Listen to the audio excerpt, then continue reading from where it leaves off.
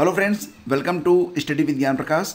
तो प्रारंभिक गणित के सेट नंबर 2 को करेंगे आज हम डिस्कस। अगर आप लेखपाल भर्ती की तैयारी कर रहे हैं, यानी कि लेखपाल भर्ती मुख्य परीक्षा में शामिल होने वाले फ्रेंड्स, तो यहाँ पर जब आप सिलेबस देखेंगे तो आप देखेंगे गणित से यहाँ पर 25 प्रश्न आएंगे। यानी कि गणित को अगर आपने संभाल लिया तो बहुत अच्छा आपको जो है वेटेज यहाँ पर मिल सकता है गणित का। तो गणित को नियमित रूप से अगर आप देखेंगे तो ऐसा भी नहीं कि गणित को समझा नहीं जा सकता है। गणित के जो प्रश्न हैं उसको बिल्कुल जो है तुक्का ही मारना, जैसा कि ज़्यादातर लोग करते हैं। तो यहाँ पर बेसिकली आपको मात्र कुछ समय देना है और आप देखेंगे कि परीक्षा भवन में आप कई प्रश्नों के जो आंसर हैं वो फटाफट दे पाएंगे। तो आज के जो प्रश्न हैं इसको भी आइए देखते हैं। कल हमने कुल मिला के जितने प्रश्नों को डिस्कस किया था, यानी कि सेट नंबर 1, वो भी आप जरूर वॉच कर लीजिएगा, लिंक वीडियो के डिस्क्रिप्शन में दिया गया है।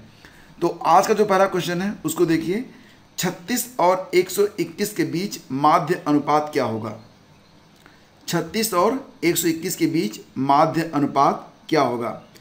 देखो फ्रेंड्स, एक शब्द और आता है इसमें, इसको कहते हैं मध्यानुपाती। क्या कहते हैं इसको? कहते हैं इसको मध्यानुपाती। ठीक है, तो मान लेते हैं दो संख्याएं हैं, एक संख्या a है और एक संख्या b है, और इसका जो माध्य अनुपात या जो मध्यानुपाती है, अगर हम इसको मान लें c, तो c कैसे निकालेंगे आप? c का मतलब हो जाएगा √a × b। अब यहाँ पर देखिए a बराबर क्या हो गया है, a की वैल्यू हो गई 36, b की वैल्यू कितनी हो गई है 121। अब यहाँ पर हमें माध्य अनुपात को पता करना है, यानी कि c को पता करना है। कैसे करेंगे आप? 36 × 121। ठीक है, 36 का जो √ होगा वो 6 हो जाएगा, 121 का हो जाएगा कितना? 11 हो जाएगा। कितना आ गया यहाँ पर? 66 आ गया, और यही है हमारा माध्य अनुपात, यानी कि यही हमारा आंसर हो जाएगा। तो आपने देखा कि यहाँ पर जो माध्य अनुपात है वो क्या होता है और ऐसे प्रश्नों को आप कैसे हल करेंगे। और यही प्रश्न मैं देख रहा हूँ कई परीक्षाओं में सीधे सीधे पूछा जा रहा है, तो ये पूरा मेथड आपको पता होना चाहिए। चलिए आगे बढ़ते हैं। यदि समांतर चतुर्भुज का आधार उसकी ऊंचाई का 2 गुना है। समांतर चतुर्भुज आप समझ रहे होंगे, आमने सामने की भुजाएं इसमें क्या होती हैं? समान होती हैं, समांतर होती हैं।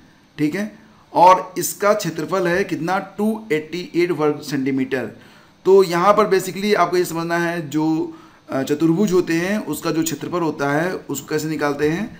लंबाई गुणे चौड़ाई कर लीजिए या लंबाई गुणे ऊंचाई कर लीजिए, इसको a × b से करते हैं इंडिकेट। तो प्रश्न है कि समांतर चतुर्भुज का आधार क्या होगा। तो प्रश्न समझिए, यदि समांतर चतुर्भुज का आधार उसकी ऊंचाई का 2 गुना है। सबसे पहले मान लेते हैं उसकी जो ऊंचाई है वो कितनी है? x सेंटीमीटर है। तो उसका जो बेस होगा वो क्या हो जाएगा? 2x centimetre. फिर इसका जो एरिया होगा, क्षेत्रफल होगा, वो क्या हो जाएगा? x × 2x = 2x²। अब यहाँ पर यही दिया गया है, 2x² = 288, ये दिया गया है। यहाँ से हम x की वैल्यू फाइंड आउट कर लेंगे। x² = 288/2, ये हो जाएगा 144। तो x = √144, और 144 का जो √ होता है वो होता है 12। तो यहाँ पर प्रश्न क्या है? समांतर चतुर्भुज का आधार क्या है? x क्या है? x क्योंकि ऊंचाई है, तो जो आधार है ऊंचाई का 2 गुना है, यानी कि जो बेस होगा उसमें हम क्या करेंगे? उसको 2 से मल्टीप्लाई कर देंगे, ये आ जाएगा आपका 24 सेंटीमीटर, और यही हमारा आंसर हो गया। ठीक, फिर चलिए आगे बढ़ते हैं। अगला क्वेश्चन देखिए फ्रेंड्स, तीसरा क्वेश्चन होगा, संजू तथा मंजू एक साथ मिलकर एक काम को 9 दिन में पूरा कर सकती हैं। संजू उस काम को अकेले 15 दिन में कर सकती है, तो मंजू उस काम को कितने दिन में कर सकती है, ये प्रश्न है। तो यहाँ पर आपको क्या देखना है कि संजू और मंजू एक दिन में कितना काम करते हैं। संजू और मंजू का एक दिन का काम कैसे निकालेंगे आप? इसके लिए आपको क्या करना है? 1/9 कर देना है, बस 1 में भाग दे देना है, हो गया। अब यहाँ पर देखिए, संजू उस काम को 15 दिन में कर सकती है, तो संजू का एक दिन का काम निकाल लीजिए। संजू का एक दिन का काम कितना हो गया? 1/15 हो गया। ठीक है, 1/15। तो मंजू का एक दिन का काम आपको निकालना पड़ेगा। तो मंजू का एक दिन का काम क्या हो जाएगा? संजू और मंजू का मिलकर जो पूरे पूरे दिन में वो लोग काम करते हैं, संजू और मंजू मिलकर पूरे दिन में जो काम करते हैं वो है 1/9।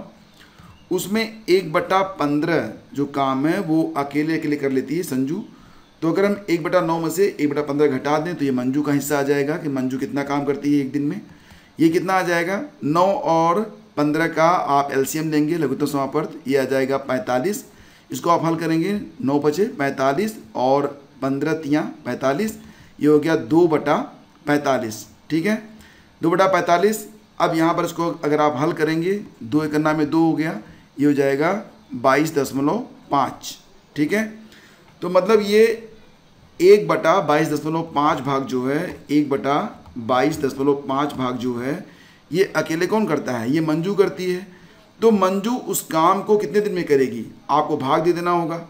तो मंजू उस काम को करेगी कितने दिन में, 1/22.5 बराबर 22.5 दिन में।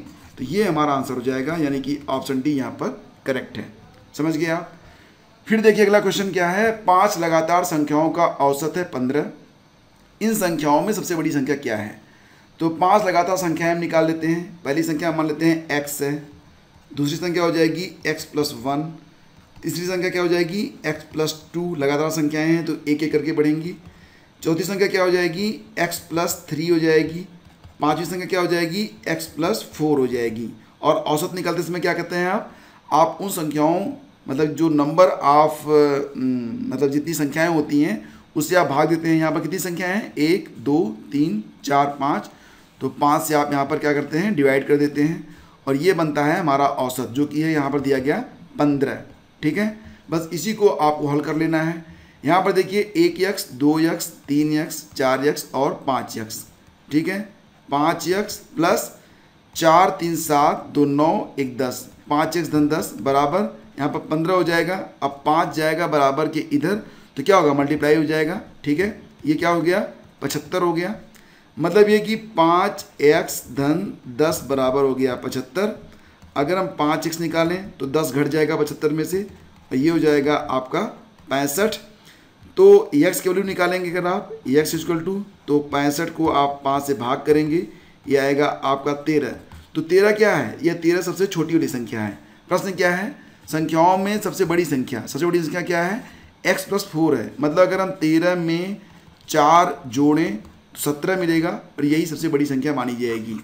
तब संख्याएं क्या हो जाएंगी क्रमशः, 17 सबसे बड़ी संख्या है, उससे छोटी 16 हो जाएगी, फिर 15 हो जाएगी, फिर 14 हो जाएगी, फिर 13 हो जाएगी। ये संख्याएं हैं। इसका जब आप औसत निकालेंगे तो कितना आएगा, ये 15 आएगा। तो ये हो गया आपका चौथा प्रश्न। आगे बढ़ते हैं। एक निश्चित राशि पर साधारण ब्याज राशि का 16/25 है। यदि दर प्रतिशत तथा समय समान हो तो ब्याज की दर क्या है, ये प्रश्न है। देखिए मान लेते हैं, अच्छा सबसे पहले तो आपको साधारण ब्याज का फार्मूला पता होना चाहिए। साधारण ब्याज, ठीक है, मैं हिंदी में भी लिखूंगा, अंग्रेजी में भी लिखूंगा ताकि आप समझ सकें। साधारण ब्याज क्या होता है, मूलधन गुणे दर गुणे समय बटा 100। ठीक है, इसको क्या लिखेंगे इसमें आप, simple interest equal to principal into rate into time by 100। इसको आप ऐसे भी लिख सकते हैं, SI equal to PRT by 100। अब यहाँ पर देखिए क्या लिखा गया है, यदि दर प्रतिशत और समय समान है, यानी कि R और T आपस में बराबर हैं, तो क्या कर सकते हैं आप इसको, SI equal to PR² by 100। अब यहाँ पर देखिए आपको क्या निकालना है, सबसे पहले सिंपल इंटरेस्ट निकालना है। तो प्रश्न क्या कहता है कि जो सिंपल इंटरेस्ट है यह मूलधन प्रिंसिपल का कितना है, 16/25 है। यानी कि सिंपल इंटरेस्ट क्या हो जाएगा यहाँ पर 16p/25। यही अब आपको फार्मूले में पुटअप कर देना है। तो यहाँ पर SI हमने क्या निकाला है 16p/25, तो क्या कर देंगे हम 16p/25 बराबर PR² इक्वल टू 100। बस यही हमको हल करना है और हमको R मिल जाएगा। तो क्या करना होगा, P से P कैंसिल कर दीजिए, और 25 यहाँ पर है, ये 4 हो जाएगा, 25 चौका 100 हो जाएगा। अब क्या करेंगे आप, R² इक्वल टू क्या हो गया 64 हो गया। ठीक है, ये 16 हो गया, या 4 से मल्टीप्लाई हो जाएगा, आर स्क्वायर 64, तो आर मतलब √64 हो जाएगा और आर इक्वल क्या हो गया 8 हो गया, ठीक है। 1864 होता है ना, तो ये 8% होगा ये ब्याज दर, यानी कि ऑप्शन डी करेक्ट है। तो फ्रेंड्स ये थे आज के प्रश्न। अब एक प्रश्न मैं आपसे पूछूंगा, अगर कल का सेट आपने लगाया था तो ये प्रश्न आप फटाफट कर लेंगे, ये आपके अभ्यास के लिए है। प्रश्न बहुत ही सरल है। एक बोर्ड परीक्षा में 75% परीक्षार्थी उत्तीर्ण हुए हैं। यदि फेल होने वालों की संख्या है 625, फेल कितने हुए हैं 625 फेल हुए हैं, तो परीक्षार्थियों की कुल संख्या क्या है ये आपको बता देना है। तो बहुत ही आसान प्रश्न है और इस प्रश्न को मैं आपको कल के प्रैक्टिस सेट में सबसे पहले हल करके दिखाऊंगा।